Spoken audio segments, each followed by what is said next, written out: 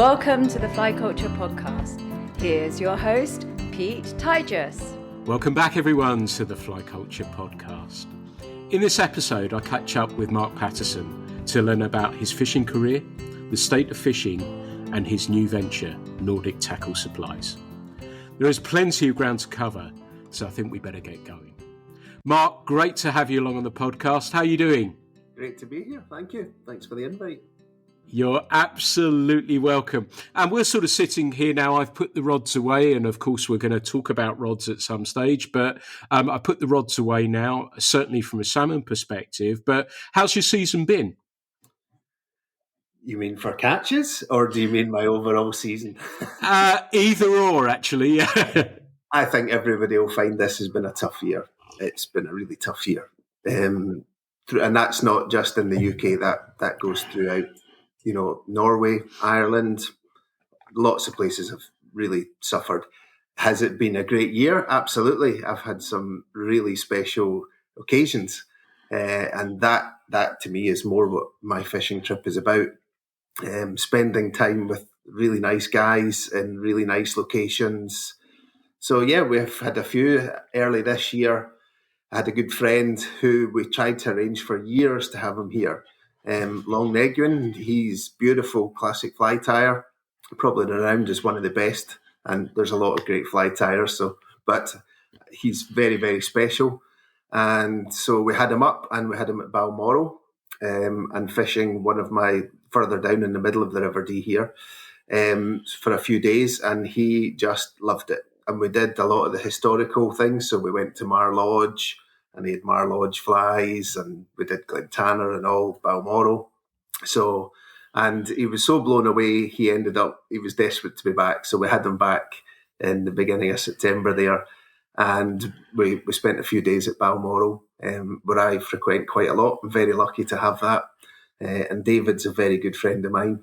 So we were there, and Long was tying a nice Balmoral fly in hand for the king, which was all very special, and we had the King's Piper piped for him.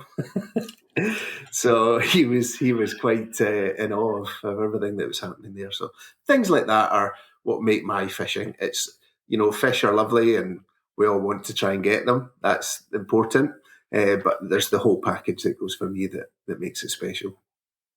It's absolute music to my ears. I have to say that I know we've talked a little bit over the last few months, and I know you come from the same feel about fishing as I do, and many of the people listening as well, that it is more than the fish and the people that you get to experience time with and spend time on the water. And you mentioned Balmoral there, and I picture it in my mind. I've seen, obviously, bits of it on films when Royal Family have been on TV and stuff like that. Is it as special as I imagine in my mind?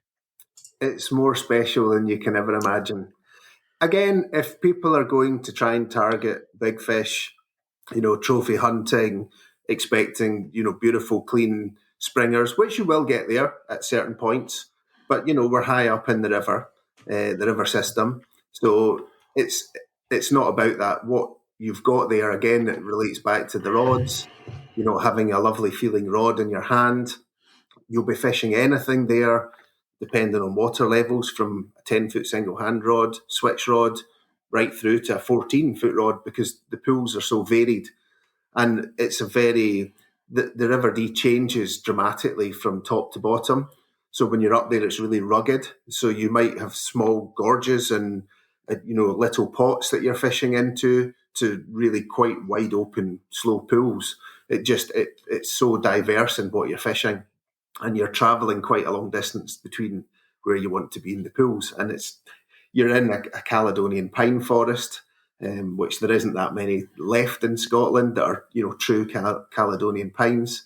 So the whole where you are, the guys that you're spending the time with, everything, it just makes it quite special. And that's just one of the lucky locations I get to. So I spend a lot of time in Norway. It's like a second home to me, and I think where things really changed for me in life, which was a long time ago, because obviously fisheries is my background.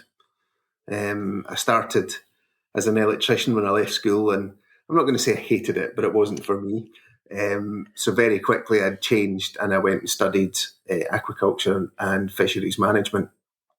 And from there I went on to work in Loch Lomond system. I was a bailiff there of all the things to be, and we did a small hatchery, and then I came up to the D, and they had a very small hatchery, and I started doing kelp reconditioning. So where my parents lived at the time down in Perth was near Bank, where the big reconditioning unit. So I was quite friendly with the guys and they were very helpful. So I targeted certain tributaries on the D where we're really struggling with our spring fish. And I would condition the fish off. And I kind of did it a bit behind the board's back. And I took the manager and chairman and I said, look, I'd like to show you something I've been doing. And they were, this is great, let's continue. So I ended up stripping an old fish farm off on the west coast, a hatchery, and refurbing all the tanks, because at the time the D board were very good, but I wouldn't have said they had a huge amount of money. So we had to work on a sort of budget to where we could and do the best we could. So we built a new unit, and we did it under a polytunnel, and I targeted 7 tributaries. And some of those tributaries I did kelp reconditioning for. So, and we hopefully and fought a way to try and bring the D back. And we did. We got it back up to about 9,500. Where we sit today is very unfortunate because it's been down and down and down. And we now, I think it was a historical low in the D this year.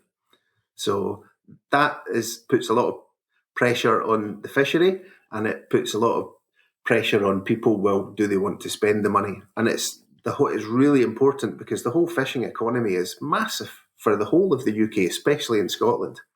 So it's important that these rivers do what they can to sustain a good population in the rivers.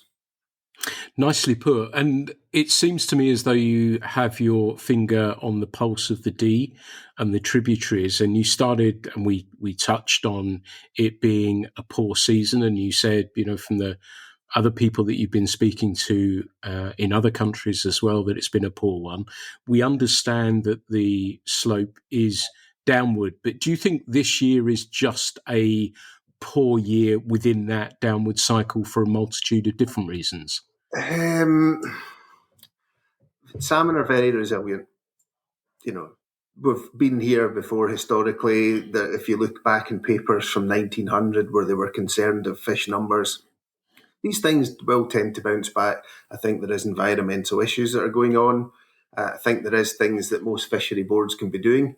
They just need to be doing them correctly. And don't get me wrong, I think some of the fishery boards that we have here in Scotland do a fantastic job. But I think it's an open toolbox. You have to look at everything. I've watched it over the decades go down where they've wanted everything's to be natural. But again, if we look at climate change and the way things have been and flooding, so I think there's been so much red tape to armouring their banks, and stabilising the river in that sense. But there's great projects at the moment. I mean, they've been planting thousands and thousands of trees up into the top of the catchment. And for the long term of the river and the future of the salmon, I think that is really important. I think things like that need to happen, but there's also the here and now. There's the economy. There's having people out. A lot of people can use fishing for their well-being, their mental health, just to be out and be in these locations. And fishing doesn't always need to be expensive either. There's plenty of places you can go and it's affordable to lots of people. People always look at it as if it's a really expensive game, and it doesn't have to be. So, but I think, this year I've been going to Norway now for 20 years. I have some super friends there. And, we blanked. There was 2 fish for our group for the 4 or 5 days we were on a river. Now, that's not usual, but it just shows you that they've had a tough season too. And that's the way. But we had a fantastic time anyway. So, we love that wilderness. And again, the area where we're spending is a sort of natural Norwegian pine forest. it's very rugged and mountainous. The weather changes; it's quite extreme, and again, that's all just part of being and enjoying the locations you're in. Absolutely. And I get the sense that that group, let's use Norway as an example, and the fishing was tough. But it's kind of nice still, isn't it, that somebody, when the grapevine rattles a little bit, or you happen to be there and you see somebody lift into a fish, it doesn't matter, does it? It doesn't matter that you're not the person attached to it. I get the sense that's how you feel about it, and that was the group as well, the sense of the group as well. Nothing pleases me more than making somebody else's holiday special. When guys come here, if I catch a fish, great. But I want to make it nice for them. They're welcome into my home. We've a lovely home here. It's all related around fishing, and I want to make their experience special. And it's the same when I go to Norway. For years, we've been out there and so well looked after. And it was quite funny because two of my really good friends, one of them, Per Bringadal, we've fished for years together. And I think maybe 11, 12 years ago, I was doing a casting course out on his river. He owns part of a river there. And they would pick us up in the airport. They would take us, look after us, feed us, do everything for us, give us our accommodation. And then last year, when we were on this river and we were going down to the local town to get some groceries and things, and Per said, "Oh, I have no money." And I said, "No problem." So we'd hired a car and he was in the back. And I said, "How things have changed over 20 years. I said, "When you would take us and look after us, when we'd no money and being young." I said, "And now here's you in the back and you've no money and we're driving you." So it's, and to spend such a long time with these guys, fishing with them, every time we see each other every year, it's just special. Yeah, no, I'm with you. That reminds me of a funny story of somebody I used to work with many, many years ago. And we'd all go down the pub and he said, "Oh, I've forgotten my wallet." And it always happened. It's slightly different to the story that you say, but it reminds me of him because sadly he passed not that long ago. And he got the nickname Crime. And he came up to one of us once and said, why does everyone call me Crime? And somebody had to point out that they said, well, crime doesn't pay. So that's for you, Hutch. But like you say, it's the group, it's more, and it's still that moment, isn't it?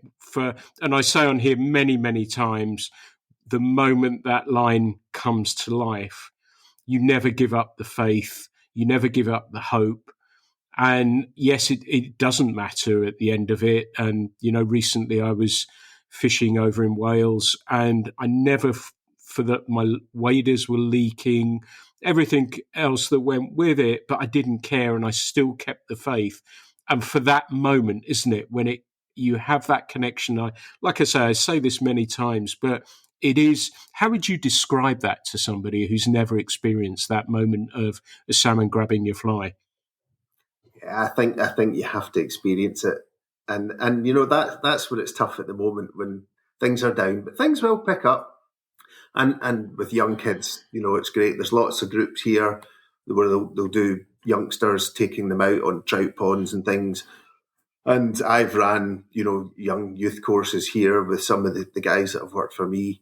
And that's great, to get them in. And in fact, we did one a few years ago down at Inchmarlow, and we had 3 fish for the youngsters, 3 salmon. Wow. Now that's special to do that. So we lay on a barbecue and we tell them, come along with your parents and come along so we can have everybody looked after and the fishery board help out. And we've done that. And that's great to get these youngsters into the sport. So, and it's hard. I mean, even my son, he'll come occasionally, but he's not gripped it between his teeth at the moment, and hopefully will in time.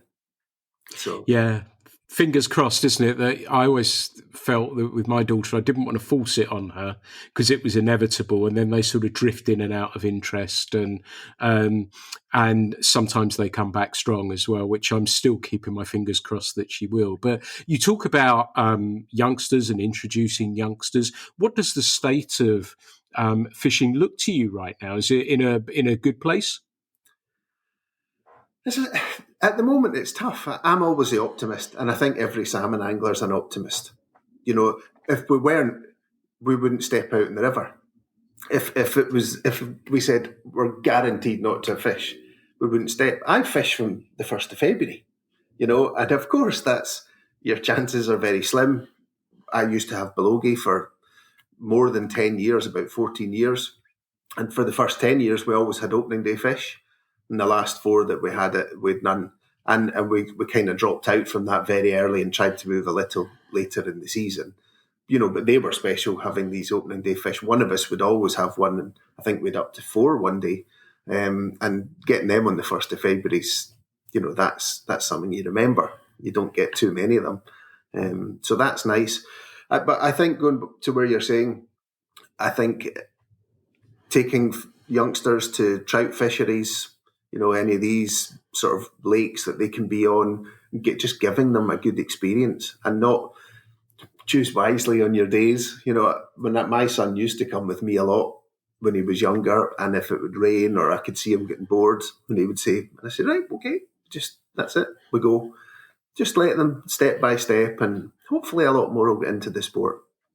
So for me, Pete, the big thing that changed, I always loved fishing, and I loved fishing more before social media and all these things, as I've said to you in the past. Which is something we can go into. But what really changed life for me I left the fishery board where I was explaining, because I was offered a job to be on the river, and again the gentleman that had that beat had a small hatchery, and he wanted me to look after that. He wanted to leave a bit of a legacy to try and help the River Dee. And so I ran that beat, which was the Dess beat, upper and lower Dess. A beautiful beat, just fantastic fly water. I was back there just at the end of the season. But what really changed everything for me was, at that time, there were so many Scandinavians coming over to the Dee. I would have thought more than half of who was fishing in the early spring were Scandinavians. And I was very lucky to have some really great guys that were coming fishing with me. Arnie Visti, who's still a very, very close friend with me at the moment. That's who I was in Norway with this year. We've gone our ways, but when we first met and he was overfishing on my beat, and we just clicked, and he's helped me with so much. He's one of the sweetest casters you'll ever see. He's working with C&D just now as well. I don't think he'll ever be anywhere else. He just loves the rods. Again, a wee bit like us, doesn't like to post about things. He plays himself down from who he is, but in Norway he's very well known. And guys like him, I used to have like Leif Stavmo and all these guys from Guideline. They were super. And at that time, that's when the fishing world was changing a wee bit. And I ended up working with Guideline back then. But that's, folk were still coming up with their double taper lines or their weight forwards. It was standard 15-foot rods, or a 10-foot in the summer. So when I was involved there, of course, it was a game changer. We were into shooting heads, and I would see people buying new tackle coming up with a grand spay or a mid spay, and they couldn't cast them. And I would say, put this on your rod. And they would, wow. And everything. So it was very easy to sell equipment back in those days, because it was just the whole market really, really flipped on its head back about 20 years ago. And that's the market that we're still in today. And now everybody pushes on these with the shooting head systems. And, there's not many folk that want to fish spay lines. There is still a few, especially up in the spay. I think it's still very traditional up there.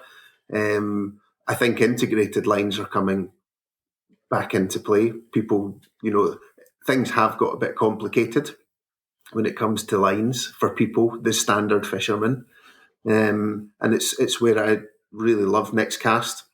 So you've had a next cast line on the gravity rod that I gave you.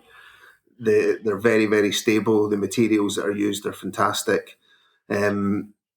and they just kind of keep things quite simplified, albeit there is a mass in the range, which next year we're bringing a line called Nordic that will come out for the 24 season, and that some of the other lines will phase them out, and that just simplifies a little bit that's going on. But the simple thing what we have is 2D lines and 3D lines. The 2D lines, you're adding your tips, and the 3D lines are what we call single piece. So you buy them, so you might have an FH1 or a Sync 123, something like that. Or you could buy like a Sync 1-2, and you can add your 3-4 tips. Depends how you want to do it. But as lines go in the market today, and there is a lot of great lines, I don't think anything is coming close to the next cast. There, especially floating lines, it's really difficult to make a floating line that's stable. Normally, if you power them, they pigtail and you can't get them to perform well. Sinking lines is a bit easier, but the next cast with these full floats are just absolutely fantastic.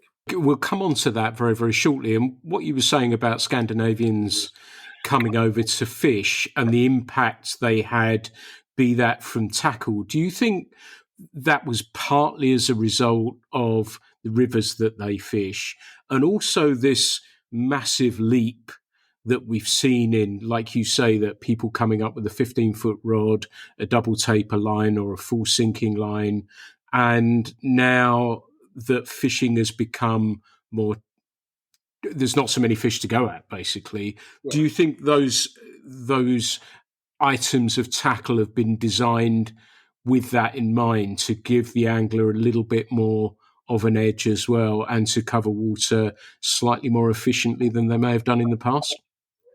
I think a lot of it has been done to make fishing easier. It's simplified when it comes to the casting. I still pick a spey line up every now and then because it's great.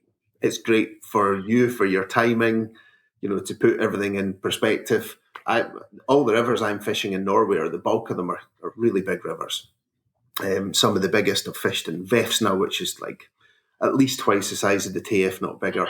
They're quite daunting when you're on some of them. Smaller rivers, medium-sized up in the north, like Laxelva. But you've got to be able to put a good line out, and you've got to be able to control your line. So I think the Scandinavians have been quite ahead in the market from the last couple of decades, from rod performances, to the line performances. I just think the tackle's been made easier. And nowadays, if I took a lot of Scandinavians and said to them, there's a 55-foot or a 60-foot spey line, and they just think, what the hell? They can't chuck it. So I think there's the two sides. I think it's still lovely to see it traditional on the spey, and lots of my friends still use them up there. And the likes of James Chalmers, he makes some really fantastic sort of weight forward integrated, spey type lines that are there. So he's really got that market cracked with these guys up there as well. He's a fantastic guy too. I really like James. A lot of time for him. But for me, my kind of fishing and the style of casting that I have, I think I like the head systems that when I'm fishing, and I like my rods to be deep and lots of feeling that come into your hands, responsive. So as I always say to people, it's a bit like putting tires, really good tires on a car. If you drive a sports car, if you have bad tires, you're going to have over and understeer. If you have the grip and everything does what they're asking, it responds back to your hands. And it's the same with the rod, and you know how to control it. When you want to speed your back cast up, or exactly where you want to be, because the rod's telling you. Far too many rods for me are on the market that are far too fast, far too stiff. And, yes, they'll chuck a line and things out, but the way they respond in your hands is, for me, especially when the fishing is tougher, I want to be able to enjoy what I've got in my hands, and I want to fish down a pool, whether I get a fish or not, and really enjoy the casting and having that rod. That is part of what makes it for me as well. Nice. We're going to move on to that in a very short time. I've got a sense of you as an angler and the sort of person I know that I would like to fish with, and I'm sure many of the listeners would too, what is it that you like to do away from fishing? Because I suspect, obviously, you have a job that you've talked about, and obviously the new business that you're have just set up as well. So, what do you do when you want to get yourself away from our fishing circle, as it were? So I used to have so many sport. I've never been a person that could ever say that I have a bored moment in life. You know, if I ever get the time to get half an hour on my feet on the sofa, then that's great. You know, I'll make the most of that. My job obviously comes first, and that's in, you know, we study fish diseases, fish behaviour, you know, anything that will go on in marine life, freshwater. We study, you know, what these issues are. So that's an interesting job I have. It's quite diverse. But for me, I've just recently got back. I played golf. And again, it's a bit like what you're saying with your friends. So years ago, my father had said to me when I was working on the river, he said, "Oh, come and give me a game of golf." And I thought, but right, do this, do the father-son thing. I'll go out. And I played with him, and I just loved it instantly. And I said, I'll play you again this week. And he said to me, if you want to play or you enjoy it, you might as well get a lesson right now and, you know, sort some stuff out. And I said, I know Stephen, he's the golf pro locally. I said, I'll see him. So one night I was down in our local pub, seeing some of my fishermen, and they were sitting at the bar. And I said to him, you enjoy your fishing, don't you? And he said, yeah, I love it. I said, I want to get a golf lesson.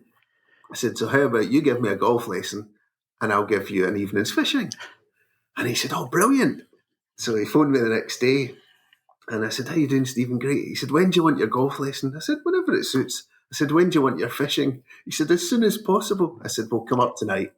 And we just became great friends and we golfed all the time together and we fished. And I dropped out of that for a few years.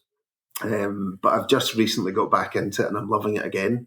So that's one thing. But I bought an old property off the church in Old Mance about 5 years ago.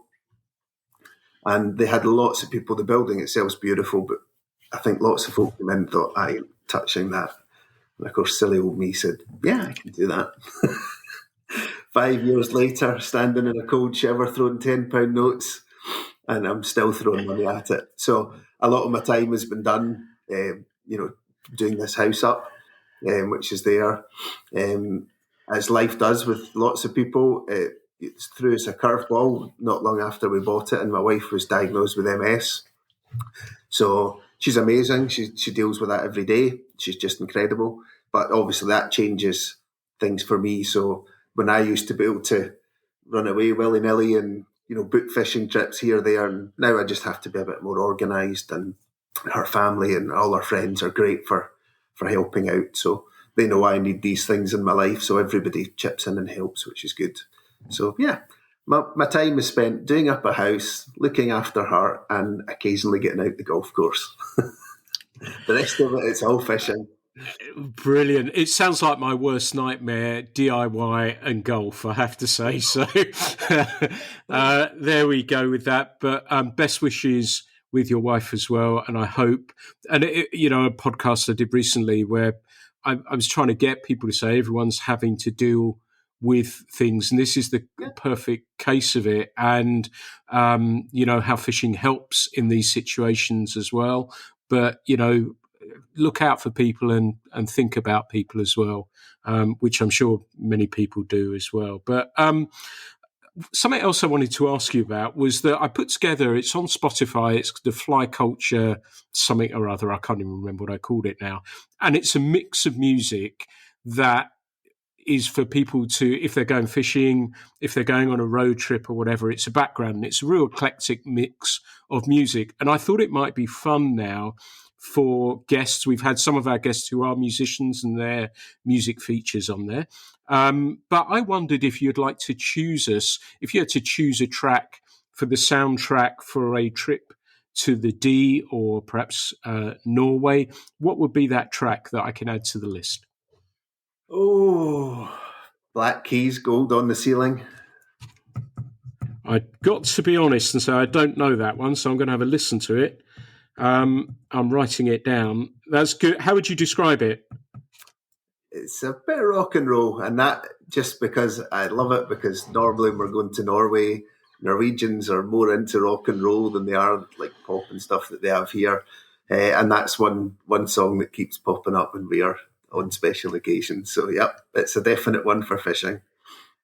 Brilliant. I will add that to the list a little bit later as well. And again, get contacted by a lot of listeners and send me your suggestions. You know, we've had a thread going up on Facebook and people have added to that. We just keep adding the tracks, so it might be quite fun. And it's nice to have a great mix, isn't it? Because you can easily go into music you like and listen to that. But sometimes it's nice to stretch out and try something a little bit different too, isn't it? Yeah, definitely. Okay, well, let's move on to tackle. And you've been around the tackle industry a while now. Yeah.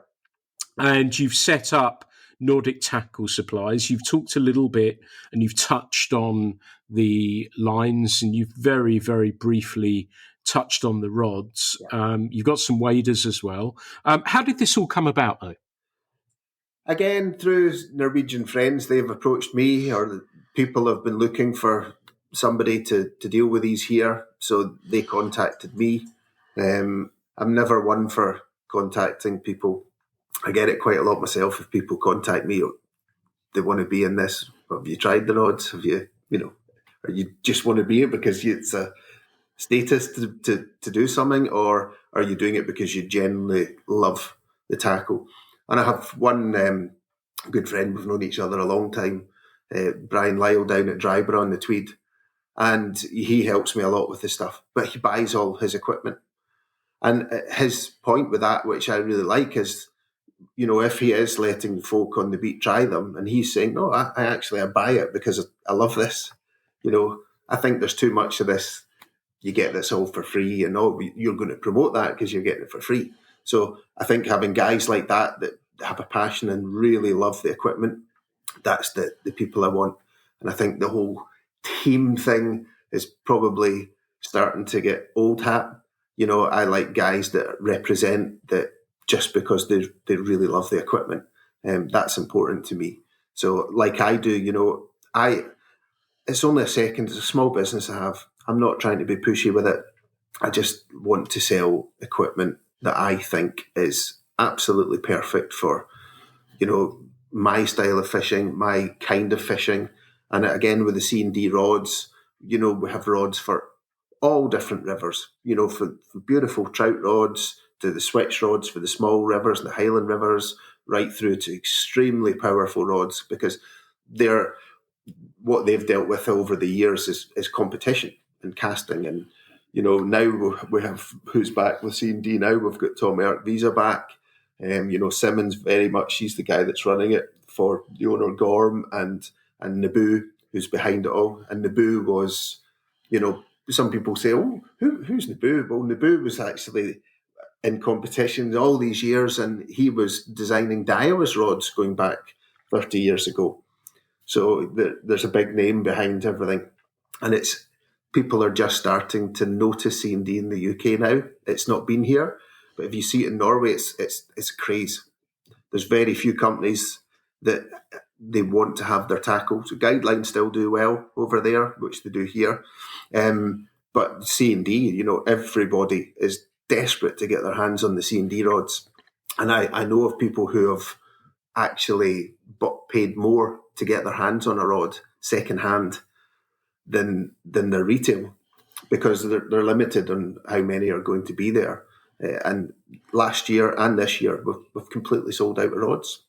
I had the guys here just a couple of weeks ago, and I said about the 13.6, the new travel rod, we're sold out. So that's how popular they are, and it's lovely. And the next cast lines are made on the C&D rods, and the C&D rods are made using the next cast lines. Again, Simon has the whole European distribution, and I've got the side for the UK. And where you'd step with the waders, waders like no others, and that's the Loch. These are two really fascinating guys to spend time with. I was lucky enough, they were over with Simon from C&D, and we ended up chatting away, and things have just progressed into what they are now. But, these guys have been where thousands of us have been on the rivers. You're wet, you're cold, you're fishing in the spring, you've punctured your wader. And so they were just fed up with this. And they went in with a really open mind to try and develop something completely different. And so you have Kevlar on the front. So, I take a kitchen knife when I'm showing mine and I whack them. They're all military grade materials, and they're a non-breathable material they have. And inside they have a mesh system, so the hot and the cold will move, and you only layer yourself with the likes of very thin, like merino long johns. You don't pull your socks up. You want the moisture to move through this mesh system, and it works an absolute treat. And yes, they're a little bit more than other high-end waders in the market, but we're away to the Irish Fly Fair in November, and one of the guys, Lars, he's going to be over for that, and he's still wearing his original pair from 7 years ago when they started. And when I stand mine against his, they just look exactly the same. So they really are out of this world. And if people are looking to pay that little bit extra to have the hassle-free, that's the way. And last year I went to Norway, and I just bought a pair of Sims G4s. On my third day there, I'd taken the boat across the river, stepped out the boat, felt a bang in my leg, and I'd hit like a slate rock, put it straight through my wader and straight through my leg. Had to go and repair my leg. My waders were knackered. And if I was wearing them, it wouldn't have happened. I would have been protected from being cut, from my waders being damaged, and I would have just carried on. Instead, I had to row back and go and get the first aid kit out. So that's things like that. And, we've all had waders that leak. Now we're looking and thinking, God, if we get a season out of a pair of waders, we're doing well. So, and the price that other big brands are, we don't need to go into names of them, but I think it's only a few £100 more for something. And the other thing, if you were unlucky enough or something did happen, the two guys that are behind this, Krista and Lars, their whole point is they want to look after people, so whatever the situation is, you're going to be looked after. You. Something was to happen, you put them back, they will look after you. But I think for 98% of everything that's going out, they're going to be hassle-free for season after season after season. So again, it's quite special for me as this has just come into the UK. But folk are buying into this, and it is really good. It's worth the investment. That's interesting to hear. And with waders, because it's a difficult marketplace, isn't it, Absolutely. To be in for the reasons that you say. Yeah. And so, yes, you're paying more, but I look at waders at cost per wear and the amount of time that they last. And I have a pair, actually, I was just fixing yesterday and the day before that it was bramble or thorns or whatever it was that had gone through, and I could feel it. I was standing on the Y and I could feel the water, and my foot was soaking wet when I came out. Now, those have done 3 years, I think, but yeah, cost per wear. I think these things, aren't they, that if you're fishing a lot, then you probably do want to spend more on your kit.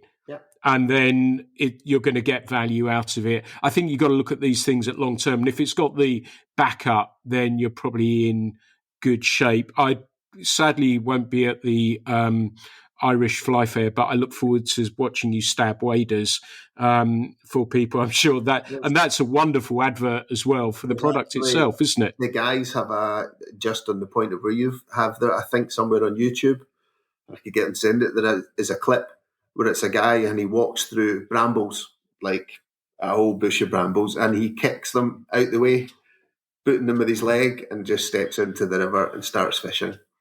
So again, that's the difference between having a a thin, breathable fabric and something that's made in this military grade that's tough. And they're so comfortable when they're on. And one of the things I always hate, because I fish so early in the season, and unless you're using quite a lot of like Primaloft or something to keep everything away, you get the waders, the suctions on, you feel like, is that damp or is it cold? And you get cold and you shiver. And with these, it's like a hug you get from the waders. It's so nice. And as you go deeper into the water, you just feel, held by these things. And they're really quite nice. And I guess folk have to try them for themselves. Yeah. And I've got some of my good friends that are, like, I'm very lucky. I've got Stuart Foxhall, he's over working with me now, and he's got a pair and just loves them as well. And again, he loves the C&D rods. So he got excited, and so he's been working with me now for the best of this year, which is great. And he's been a great friend for a long, long time. Nice. And I get the sense now, and I should say, as I always do with these things, I liked where you were coming from with the chap. I was the same when I had sponsorship. I would always buy my kit because you're invested in it. And I prefer it that way, in the sense that you're buying it because you believe in it, not because you think it's some free kit that you can throw out on eBay further down the line. So I like that. I like the personal touch as well. And Mark said that I'd tried a rod, and there's a couple of things I should say. I always like to be transparent about this. I invited Mark on, so he's not asked to come on the podcast. And when I'd seen that they were starting up the business, and I always will champion and shout businesses that are starting up within our industry. I think it's really important to let people know about them. But he said, well, there's no point me coming on if you haven't tried a rod. So he sent me a CND rod and an X-Cast line to try. I'm going to try and see if I can buy the rod off him, because I like it very, very much. And the CND rods for me, and again, that's not pay, I will buy it. So it's not, I'm not saying this to be nice. I'm saying it because I really like the rod, and I like the feel of the rod and line combination to cast and to fish with, which is fantastic. And I'd always knew a little bit about CND rods, and somebody I admired very much, who I thought was one of the most beautiful spey casters a long time back, had one. And I remember seeing the tube and asking him about CND, and it's been a bit of a unicorn for me. So to get the opportunity to cast them is kind of nice. And I like this sort of, like you say, it's not your full-time job, but you're investing time and making sure that the end user is happy with the product. You're caring for the end user. Yeah. It's probably nicer to have that personal service and grow with them. And with rods that are a little bit different. Yeah. And I'm also thrilled to hear that they do trout rods as well. So I'm excited to look at those at some stage. How would you describe CND rods to listeners who have not heard about them before? And I'm sure there's lots in the UK that haven't heard about them, but I think they will see some big changes with that over the next season. C&D have been about for a long, long time. In fact, if you go back to the days with the World Championships, with Ian Fairgrave, all of these guys, back then they were all using C&D rods. So mainly all 17-foot rods. So they've been there a long time. They've been a bit niche, and they've dealt mainly with competition stuff, as well as everything else. They're diverse. But just now where we stand, guys that are very much involved with testing these rods and making these rods is Ger Hansen is behind it a lot. He's world champion for the 18-foot rods. We've got Tommy Artvisa. He's world champion for the 15-foot rods. I think it's 195-foot cast for the 15-foot rod. So, when you've got people like this, Arne Viste, these guys are spending their time and Simon as well. They've run this big shop out in Oslo. He's the one that's mainly behind it all and what goes. These guys have got great minds on them. They all work very closely together. They're all good friends with it all. And they just seem to be able to develop something that's really quite special. And that's throughout the range. And you mentioned trout rods, and I touched on as well. Is that something that's going to start to grow for you as well? Yeah, I mean, it's funny because everything I've done with tackle over the decades here is probably more based because of all my fishing is really salmon fishing. I would love to probably have the time to go out and do trout fishing. I just have to limit my days on what I'm doing. I'm probably still spending 30 days a year fishing. So I have to pick and choose. And obviously I have my time in Norway and my weeks that I have here on the Spey and the Dee. So I don't get to do as much trout fishing as I would probably like to have the time. But there's a huge market here. And I think the rods that they have are super special. We're bringing the next cast lines this year as well in full lines, so not just heads. So, with weight forward style lines, which is good for, again, Highland rivers, for trouts, the lakes and stuff like that. So I think there is a great market for that. How I go about that, if I'm not doing so much of it, it's a wee bit more difficult. I rely probably on a few folk having them and then speaking out themselves. And that's where social media can be great, because folk can say this is great and they love it. For me personally, a social media thing is not, I don't need to be telling everybody what I'm doing every day of my life. And, the last 2 years in Norway, we haven't put a single picture up. That doesn't mean we're not having a great time, but the people that's important to are us that are on that trip. So, but again, there is lots of people out there, and social media has its pros and cons. So, of course, we have to promote ourselves with our equipment that we're using. But the real promotion is not from me trying to do something; it's from what other folk, what their opinion are of talking of these rods. It's the same when I said to you, I said, no, I would rather you tried a rod, and actions are louder than words. So that's why, we'll do as many little weekends. So I think next year we'll have a day in Dryborough Upper on the Tweed. We're going to have a nice, and we throw on free barbecues. People are very welcome to come along. It's a free day. Come and try some rods. Bring your own rods if you want to try the new lines on your rods, if you want to see the waders. So we normally try and do one on the Dee, we'll try and get this one on the Tweed. We've done them on the Tay. So that's the plan. And I think that's a great way for people to get to try equipment, and that's how you move forward with it. So, and it's a nice day out, for people, and it's not costing them any money. So, well, unless they want to buy something. But they're great ideas, and we do similar with the mag, that we have these gatherings to get people together, to get people talking, to create communities. Great if they buy a mag along the way. It doesn't matter if they don't. But at least, there is that old adage. And I think we'd moved away with that with social media, actually. I'm thinking about it while we're talking that, and I've often said, I'm not going to buy a rod because there's a picture of it next to a fish. Yeah. But if somebody like yourself or Stuart or whoever that may be says it's a good rod, then I'm interested. And it's always stuck with me with these particular ones. And I like sort of, it's great what the big companies are doing, but it's the niche people as well, although C&D, I guess, in some parts in Scandinavia, particularly by the sound of it, aren't considered a niche company. But products that are a little bit different, Yeah.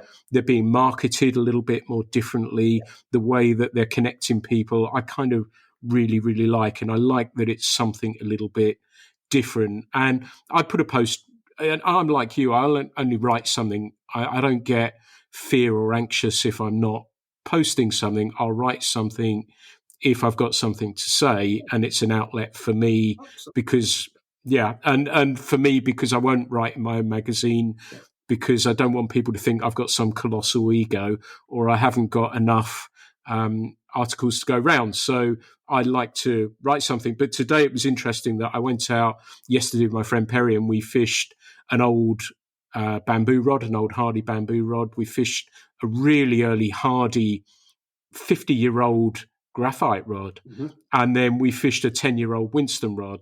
And somebody said to me, well, not much has changed.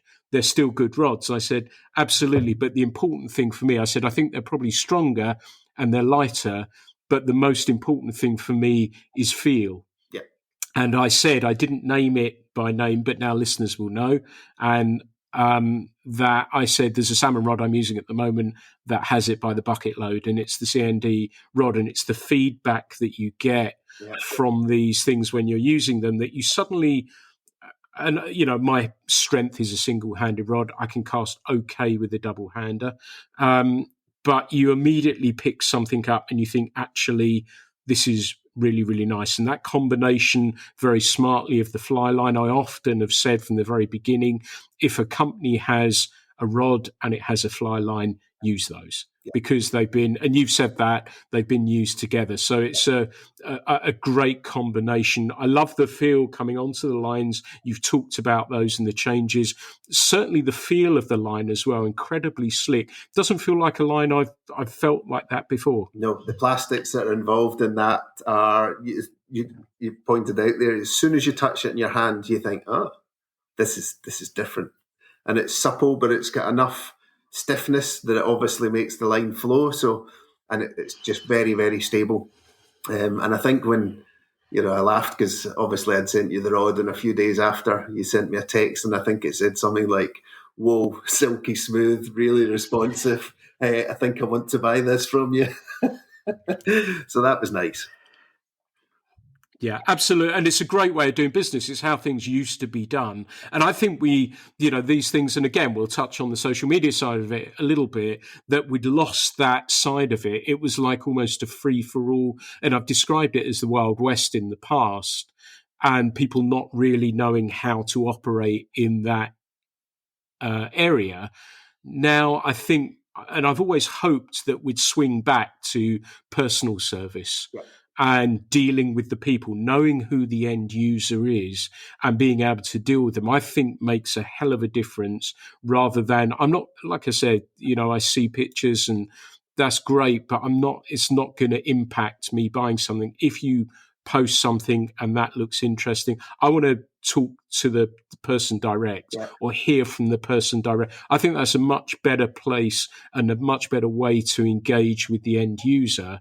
And if they know it's you that's making that post and there's an opportunity to try something, well, I think that can only help, can't it? I think for me, what's really important is, basically every customer has to speak to me. I will have my shop up and running on the new site. But for anything I've done, they have to speak to me. So I have a one-to-one with them. And, for whatever should happen with anything, I'm always there. To look after them as a customer with me. And that's how you end up building up with friends and things. And I've had repeat customers. I've had some guys who'll come back and buy 6 or 7 rods, one, because they love them, and 2, because they know they're looked after. Or lots of guys will say, oh, you've gone way beyond. And I've always said, look, I'm at the end of the phone if you're not sure about this line for this rod, or, because it's quite daunting in some of the stuff to the average angler, what's out there at the moment. And it doesn't need to be about our equipment or anything. They can ask me on any point, why would this happen? Or why does this line? Or, how do I make this match? What am I doing wrong here? I'm on the end of the phone for them. So I spend a lot of time just speaking with people and being helpful to them as well. And I think a lot of people appreciate that, that they can come and get that sort of one-to-one. And the same if, there's never a silly question you could be asked. There's all sorts of things that people could ask, and to me or some other people, they might go, well, that shouldn't have to ask that. But if that's the question they're asking, it's a question they're asking, and, you help them and you answer it. So I think having a good, rapport with the people that you're selling equipment to, if anything was going wrong, and I've done this for 20 years, I will be there to help and look after them. That's really cool. I like that. And I was going to say what has changed in the industry, but, I think you're part of that change in the industry. And I think that's really good to hear. And the personal touch is, a wonderful way to go about doing business. I really do believe that. But do you think you'll add to the portfolio of stuff that you've got then? Are you looking that way, or are you concentrating on what you've got? So you've got waders, you've got fly lines, and you've got fly rods. Yeah, I mean, there's maybe a time where I'll look at something with some reels. I've got some ideas and I need to speak to them, and I think it could be good for them too. I won't go down that route, but I think it's nice to have a whole package. I don't need to have lots of stuff. I want to concentrate on what's good and what I believe in.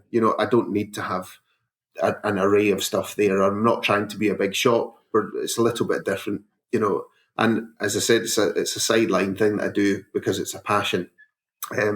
So yeah, there might be one or two other things that we'll add. As I say, the likes of I've got my eye on a reel, which I think is, probably one of the best. Whether he would want to do something is entirely up to him. That's Danielson. So I think they're a good combination. I think his reels are beautiful, the engineering and value for money and everything. I think getting your best for your buck. I think that's a great way to go. I like a lot more traditional reels. I fish with Murray Stewart reels. I've had old Vom Hoffs, and that's my collectible kind of stuff. But I think for me to be able to sell something along the lines of the ilk of a Danielson reel is probably where I would maybe look at. And again, it's Scandinavian, so it fits to what I'm doing. But for me, like whether it's a rod, whether it's a wading jacket, whether it's waders or lines, they're equipment. And they're equipment to do what you're doing well. It's not a fashion. So if somebody wants to buy a rod from me, but they prefer a line, or they're happy with their lines that, they've got and they think it suits well, that's great. And if they want to wear X pair of waders, or we shouldn't have this label thing in the fishing. There's been too much of that for me of late to see it this fashion kind of side, and having to post all the time on social media with badges and stuff. I don't like that at all. For me, of course, anybody that has the grand prize of having a nice spring fish or a nice fish anywhere that's special to them, great, all that's nice, but it doesn't need to have labels in it. I don't constantly need to have a picture of a rod or anything in, if it happens to be in the picture that somebody's taken, fine, but we're not going out our way to do that. So yeah, and again, I have guys that are helping with me, and of course they're all great anglers, so they might sit their rod down, take the picture of the fish and things. But no, I think people should choose their rods wisely and their lines wisely, and choose what is good fishing equipment to suit them and their needs, rather than because it's by a brand. So good answer. Yeah. Good answer. You talk about the D with great passion and what you've done there. You talk about Scandinavia with a great passion. Yeah. Is there somewhere that you would really love to go and take a rod and cast it? Is there somewhere that you'd like to go back to? Is there somewhere that you've dreamt about fishing? Where would that be? I'm very lucky that my parents live in Australia, so I get to play around with some pretty good species out there and occasionally go to the marlin and things. I would love to go out and fish for some big steelheads. It's something that I've had the opportunity in the past and we've never pulled it off. But that's something I would probably like to go and, go out to rivers like the Kispioks and things like that. I think would be nice to be in that wild and have a real go for these extremely aggressive steels. I think that would be nice. But most of my fishing since I've grown up as a young lad has always been salmon. And I can't ever quite look past that, But yeah, of course, when I go to Australia, I always have fly rods with me. We'll fish anything from bonito to you name it. We're fishermen. We'll fish for anything. Yeah, I like that. And it's funny you mentioned steelhead because I've seen, and you've mentioned Stuart Foxall, and I know he goes away with his mum fishing. Looks like he's been catching a few, hasn't he? Yeah, and his mum always catches bigger ones. Sorry, Stuart. No, I think that's really special to do that with your mum, and go away on these beautiful trips. And she's a great fisher. She always does well. She picks away. But Stuart's a great fisher, and he is some of the best company you can have when you're out. And, there's nothing more pleasurable for me having our good friends. We've got Stuart, Gary Weir, he's my wingman. He doesn't have any, he's got C&D rods, but he doesn't, again, do anything. But if you've maybe seen some of Gary Weir's pictures he's doing with the pencil drawings, he's just a really talented guy. And his classic flies, and he's just brilliant fun on the riverbank. It's the kind of people I want to spend my time with. So, and again, Arnie Viste, for years, Freddie Hogginstead, all these guys in Norway, Per, they're just lovely. They're just good fishing companions, and that is my fishing family, my good friends, and why I'll always be in the sport from guys like this. That's lovely. I do like that very, very much. We've spoken for over an hour now, and I just wanted to reiterate, as I said, Mark, I asked him to be on. I've got nothing out of this. I will buy the rod from him. So I like it so much. So that's fine. I feel completely clear on that and want to be clear. As I said, that's really, really important to me. I'm just trying my very utmost to help the industry in some small, tiny little way. Mark, it's been wonderful to talk with you. How do people find you? How do they find Nordic Tackle Supplies? What are all your handles? And where can they connect with you? Yeah, they can have a look on it's nordictacklesupplies.co.uk. You'll also be able to go through C&D Europe for looking directly at the rods, but we have pretty much the same pages set up on our website as well. If people go into that, they'll get an email. They can get hold of me there. They can get me at mark@cndeurope.com if they want to email me about anything. That's not a problem. Most people, there's a lot of folk out there who'll have my number, or somebody will know somebody that's got it. I'm always there. If I can't answer, they can leave a message. I'll get straight back to them. That's not a problem at all.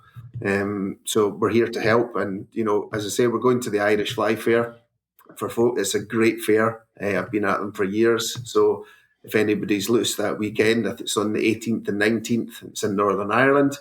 It's well worth going to. It's a great show to be at. It's good fun. And there'll be lots of folk there.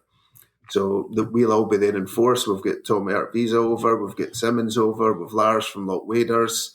So we'll have everything there on the stand, and everybody can try it if they're going. So that's good. So, and again, keep an eye. We have a news page on the website, and we're going to be doing our next sort of open weekends and things like that as well for folk to come along, and they're always free. We always make sure they're free. That's wonderful to hear. And you strike me, as I said, I've got to know you a little bit in the short term, and strike me as one of the good guys. And I'm thrilled that we have you in fishing for such a long time. And I wish you every success with Nordic Tackle Supplies. I hope it gets what it deserves for the quality of the products and the service. It's the service that's really thrilling me about what you're doing, I have to say, and how you're looking and caring after anglers. So I'm thrilled about that. So Mark, it's been wonderful to catch up, to get a look inside you as an angler and what you're up to at the moment. Come and join us for a day or two up in the Dee next year. Might be tough, but you'll see some beautiful fly water, and you can come and try some new stuff and come and join us if you fancy it. I'm in. Right. Sounds good to me. Thanks so much for being a guest today, Mark. I think you're doing a great job. Thanks very much. I appreciate it. Everyone, this has been the Fly Culture Podcast. Thank you so much for listening. A shout out for Steve M. I know you're going through a difficult time at the moment, buddy. I'm thinking of you. Hang in there. Everyone, thank you so much for listening to this edition of the Fly Culture Podcast. The Fly Culture Podcast is brought to you in association with Fly Culture, a quarterly published magazine owned and run by fly anglers. When it comes to fly fishing, we've got you covered.